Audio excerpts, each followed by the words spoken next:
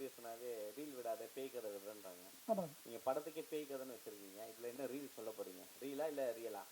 இது ரியலான்றதெல்லாம் இல்லை சார். இது வந்து முழுக்க முழுக்க வந்து ஒரு த்ரில்லர் படம், த்ரில்லர் அண்ட் சஸ்பென்ஸ் படம்.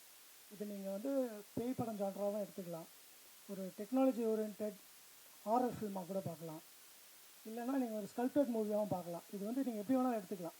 ஸோ கதையோட டைட்டில் வந்து படத்துக்கு தேவையாக இருந்தனால தான் அதை வச்சுருக்கோம் பேய் கதை அப்படின்றது. படம் முழுக்க முழுக்க நான் சொன்னேன் இல்லையா, இது ஃபேமிலி என்டர்டெயினர் முதல்ல சொல்லிட்டேன். ஸோ இது வந்து ஒரு பேயை வந்து வேறு மாதிரி காட்டுவாங்க படத்துலலாம். நாங்கள் அந்த பேயை வந்து இந்த படத்தில் வேறு மாதிரி காமிச்சிருக்கோம்.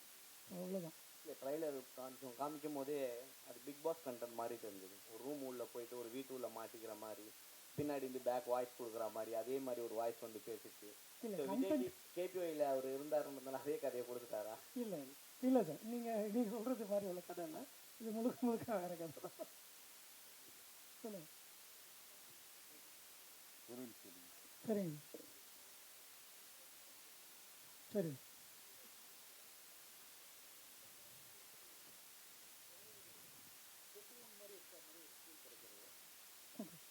அதாவது வந்து இதில் வந்து படத்தில் வந்து நாங்கள் முதல்ல ஸ்கிரிப்ட் பண்ணும்போதே ஆரம்பிக்கும் போதே வந்து ஒரு பேய் படம் அப்படின்ற ஒரு ஃபோக்கஸ்லேயே படத்தை நாங்கள் எழுதலை. ஸோ ஸ்கிரிப்டிங் உட்காரும்போது டைலாக்ஸ்லாம் உட்காந்து நாங்கள் எழுதும் போதே வந்து இது ஒரு பேய் படம், பேயை வச்சுலாம் தான் பண்ண போகிறோம் அப்படின்ற மாதிரி ஒரு பாயிண்ட்டுக்கு நாங்கள் கதையை எழுதலை. ஹாரர் ஒரே ஒரு செக்மெண்ட் தான் ஹாரரா, இல்லைன்னா வந்து ஃபீல்காக கொடுத்துருக்கீங்களா? அது ஒரு ஃபீல்காக இதுதான் சார், இவ்வளோ எலிமெண்ட் தான். இது வந்து படம் ஃபுல்லாகவே நீங்கள் வந்து ஸ்கோபிஃபைடாக எடுத்துக்கலாம். அதாவது எப்படின்னா படம் ஃபோக்கஸ் வந்து உங்களுக்கு ஃபுல்லாகவே த்ரில்லிங்காக தான் இருக்கும். நீங்கள் பார்க்கும்போது படத்தோட ஸ்டார்டிங்லேருந்து எண்டு போர்ஷன் வரைக்குமே த்ரில்லிங்காக தான் இருக்கும். பட் அதுக்குள்ளே என்ன எலிமெண்ட் இருக்குன்றதை நீங்கள் படத்தில் பார்த்தீங்கன்னா தான் உங்களுக்கு தெரியும். ஏதாவது காம்ப்ரமைஸ் பண்ண வேண்டியது சில இது, ஏன்னா எல்லா ஆடியன்ஸும் கேட்டர் பண்ண வேண்டியிருக்கு. எங்கேயாவது ஒரு பிட் லூப் ஹோல்ஸ் ஏதாவது செப்பரேட் பண்ண வேண்டியது சார்? கண்டிப்பாக சார், ஏன்னா காம்ப்ரமைஸ் இருக்கும். அதாவது வந்து பட் ஆனால் அதை வந்து எப்படி நம்ம அந்த காம்ப்ரமைஸை எப்படி நம்ம ஃபுல்ஃபில் பண்ணுறோன்னு ஒன்று இருக்கு இல்லையா. எல்லா இதுலேயுமே காம்ப்ரமைஸ் இருக்கும். நீங்கள் எல்லா செக்மெண்ட்ஸில் போகும்போது நம்ம ஒன்று யோசிக்கும் போது அந்த இடத்துல ஒரு மைனர் காம்ப்ரமைஸ் இருக்கும். பட் அதை நான் ஃபுல்ஃபில் பண்ணியிருக்கேன் இந்த படத்தில். என்ன தான் அது காம்ப்ரமைஸாக இருந்தாலும் அதை எப்படி அதை கரெக்டாக கொண்டு வரணுன்றதை ஜஸ்டிஃபை பண்ணியிருக்கேன். ஃபார் எக்ஸாம்பிள், இப்போ நாங்கள் நிறைய படங்கள் அனிமேஷன் போர்ஷன்ஸ்லாம் வந்து அனிமேஷனை வேறு மாதிரி ஒரு பாயிண்ட் ஆஃப் வியூவில் தான் இருக்கும். அதாவது ரொம்ப பிரம்மாண்டம், ரொம்ப அனிமேஷன்னாலே அப்படி தான் நான் பார்க்குறோம் இல்லையா, பிரம்மாண்டம், அதில் நிறைய வருஷம் ஒர்க் பண்ணுறாங்க, அதோட போர்ட்ரேஷன்ஸ் வேறு மாதிரி இருக்குது. நாங்கள் வந்து விஆர் டெக்னாலஜி, இப்போ குழந்தைங்களாம் விஆர் போட்டுட்டு விளையாடுறாங்க இல்லையா, சும்மா கண்ணில் மாட்டிப்பாங்க, அவங்க போவாங்க, திடீர்னு பார்த்தா டமால் விழுகிற மாதிரி அவங்க நினச்சிப்பாங்க. ஏன்னா உள்ளே நடக்கிறது என்னன்னு தெரியாது. பட் உள்ளே வந்து அவங்க விஷுவலைஸ் பண்ணிக்கிறாங்க. அந்த விஷுவலைஸ் எஃபெக்ட்ஸை கொஞ்சம் இதில் யூஸ் பண்ணியிருக்கோம். ஸோ இந்த மாதிரி ஏரியாஸில் கொஞ்சம் சில ஏரியாங்கள் நாங்கள் காம்ப்ரமைஸ் பண்ண வேண்டியது. ஆனால் டெக்னாலஜி ஓரியன்டாக போகும்போது, இப்போ அன்ரியல் இன்ஜின் அந்த மாதிரி டெக்னாலஜிலாம் போகும்போது அதில் சில விஷயம் காம்ப்ரமைஸ் பண்ண வேண்டியது. பட் அதை நாங்கள் ஃபுல்ஃபில் பண்ணிட்டோம். ஏன்னா கதைக்குள்ளே வரும்போது அதை நாங்கள் ஃபுல்ஃபில் பண்ணிட்டோம். Thank you sir. Thank you sir.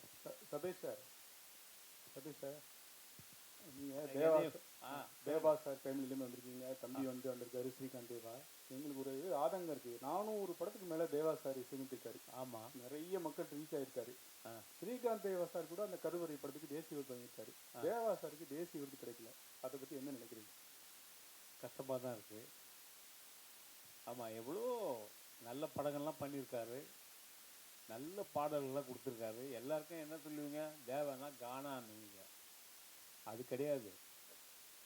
ஒரு படத்தில் ஒரு பாட்டு இருக்கும் அந்த மாதிரி. ஆனால் மற்ற 5 பாட்டும் மெலடி சாங் இருக்கும், அதை நீங்கள் கேட்டுருக்கலாம். ஆனால் ஒரு அது என்னமோ தெரியல, அவருக்கு இதுக்கு கிடைச்சிருக்க வேண்டியது அந்த என்ன பண்ணாது, நலம் நலம் அறியாவல் காதல் கோட்டைக்கு கிடைச்சிருக்கணும்.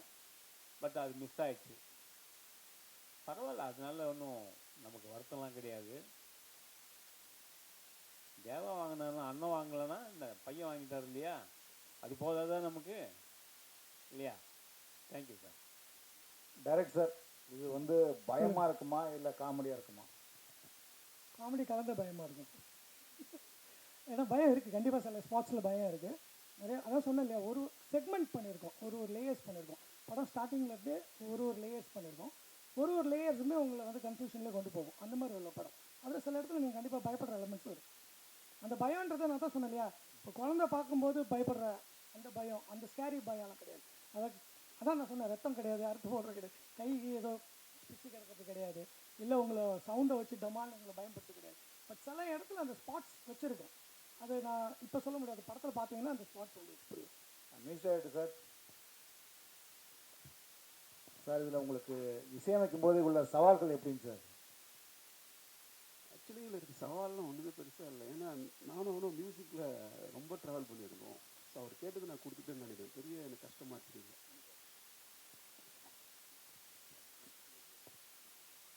Correct sir. ஒவ்வொரு முறை பேசும்போதும் 2-3 பேர் பேசும்போது குடும்ப கதை அப்படின்னு சொல்லிட்டு சொன்னீங்க. பட் பேய் கதைன்னு எதுக்கு டைட்டில் வச்சுங்க? அப்போ குடும்ப கதை வேறு எதனா டைட்டில் வச்சுருந்தீங்களா? பேய் கதைன்னு 2வது டைட்டிலாக எப்படி? சார் இல்லை சார், இப்போ நீங்கள் ஒரு பேய்ன்ற ஒரு ஜான்ரில் ஒரு படம் பண்ணும்போது இந்த டைட்டில் கரெக்டான கதை தானே. இது வந்து ஃபேமிலிக்காகன்றதுக்காக உள்ள பேய் கதைன்னு வைக்கல, அந்த மாதிரி ஒரு பாயிண்டில் எதுவுமே வைக்கல, அது அப்படி யோசிக்கல. இந்த பேய் ஜான்ரு தான், இது வந்து பேய் ஜான்ரு இருக்குது இந்த படத்தில். அப்படி ஒரு ஜான்ரு இருக்கும்போது நான் இந்த டைட்டில் எனக்கு அது ஆப்டாக இருக்கும் அப்படின்றது தான் முதல்ல எனக்கு தோணுச்சு. இந்த கதையை குடும்பத்தோடு வந்து பார்க்கலான்றதுனால அது குடும்பம் இருக்காது. ஆமாம், இந்த பேய் கதையும் குடும்பத்தோடு பார்க்கலாமே. பேய் கதை குடும்பம் சார். இப்போ காஞ்சனா வந்துருந்தது, எத்தனையோ படங்கள் வந்திருக்கு. ஃபேமிலி ஆடியன்ஸ் தான் அதிகமாக போய் படம் பார்க்குறாங்க. கரெக்டுங்களா? முனி இதெல்லாம் அந்த சீசன் அந்த ஃபுல்லாகவே இப்போ டிடி ரிட்டர்ன்ஸ் வந்தது, அதுவும் போய் ஃபேமிலியாக தான் உட்காந்து படம் பார்க்குறாங்க இல்லையா? பேய் படங்கள் எல்லாரும் பார்க்குற ஒரு செக்மெண்ட் தான். அது நம்ம எப்படி காட்டுறோன்றது. நான் இப்போ வந்து ஹாரிஃபைடாக அதை காமிச்சேன்னா எனக்கு கண்டிப்பாக சென்சாரில் வரும்போது உங்களுக்கு அது தெரியும் இல்லையா? அவ்வளோ ஹாரிஃபைக்காக இருந்ததுன்னா படம் அது வேறு கேட்டகரியில் போயிடும். சபேஷ் சார், சார் இப்போ வந்து மியூசிக் டைரக்டர் பூரா எல்லோரும் மொத்தமாக குத்தகை எடுத்துடுறாங்க. எடுத்துட்டு 15 கோடி 20 கோடின்னு ஸ்டார்ட் பண்ணிட்டு இன்ஸ்ட்ருமெண்ட் ஆளுங்களுக்கு வேலையே கொடுக்கறதில்ல. உங்கள் யூனியன் அதுக்காக என்ன செஞ்சுட்டு நாங்கள் நான் வந்து யூனியனில் பிரசிடெண்ட்டாக இருக்கேன். அதனால தான் கேட்குறேன். செக்ரட்டரி முரளி. எவ்வளவோ நாங்கள் சொல்லி தான் பார்க்குறோம். ஒரு 50% தொழிலாளர் ரொம்ப கஷ்டப்பட்டுக்கிட்டு இருக்காங்க சார். அது வந்து ஏன்னா பார்த்தீங்கன்னா இப்போது இருக்கிறவங்கெல்லாம் வந்து உதவித்தொகை கேட்டு வராங்க. அவங்க சப்ஸ்கிரைபே பண்ண முடியாது. எப்படி சார் ஒர்க்கிங் பேமெண்ட்டே கட்டுறது இல்லை யாரும் மியூசிஷியன். அதாவது இப்போ வர்ற மியூசிஷியனுக்கு ஒரு யூனியன் இருக்கிறதே தெரியறதில்லை. அதனால அவங்க பெரிய மியூசிக் டைரக்டர் நீங்கள் போய் சொல்லணும் 50% சார் சொல்ல தான் சார் முடியும்.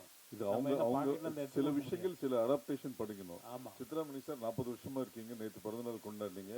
ஃபிலிம் ரோலில் படம் எடுத்து நீங்கள் டிஜிட்டல் வரைக்கும் வந்துட்டீங்க. நம்ம ஏன் ஃபிலிம் கம்பெனி ஊட்டியில் மூடினாங்க நம்ம கேட்க முடியாது. அது மாதிரி வாசுதேவன் சார் சொன்னார் காம்ப்ரமைஸ் இருக்கான்னு கேட்டார். கண்டிப்பாக காம்ப்ரமைஸ் இருக்குது. பட்ஜெட் வைஸ் இருக்குது. இதில் பொதுவாக ஒருத்தனை சாவடிக்கிறது தான் மேட்ரு. மிஷின் கன் வச்சு ஒரு 60 புல்லட் வச்சு அடிக்கிறதோட ஒரு துப்பாக்கியில் எடுத்து டப்புன்னு சுட்டுறது இருக்குது. அது மாதிரி காம்ப்ரமைஸ்களும் இந்த படத்தில் இருக்குது. ஆனால் கதையும் கதாபாத்திரங்களும் சிதைக்காத அளவுக்கு அருமையாக வந்திருக்கிறது. அனைவரும் வந்திருந்து படத்தை வாழ்த்துமாறு